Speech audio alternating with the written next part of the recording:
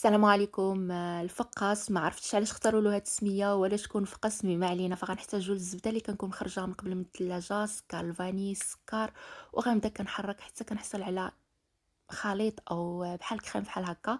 كنزيد عليها جوج بيضات كنحرك. غادي نزيد معلقه ونص كبار ديال النافع، وغادي نبدا نضيف الدقيق بشويه بشويه او ندير الدقيق شويه بشويه فيه 5 غرام ديال الخميره حتى كتجمع لي العجينه وكنحصل على العجينه بحال هكا. فغادي نسرحها كيف ما غادي تشوفوا معايا وغادي نجي للطرف. غادي نحط اللوز على هذا الشكل هكا من الطرف للطرف وغنبدا كنحربل العجينه. فاللوز ما قال ما حتى حاجه.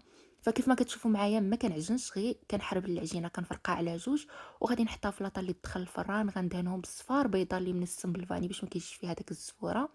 وغندخلهم الفران على درجه حراره 180. من بعد ما كنخرجهم كنبدا هكا كنقطعهم مايلين شويه. وغادي نولي نستفهم في لاطه اللي تدخل الفران واحد 10 دقائق على 180 درجه. وهذا هو الشكل ديالو. فعواشر مبروكه ونلقاكم على خير والفيديو جديد ان شاء الله. نلقاكم على خير.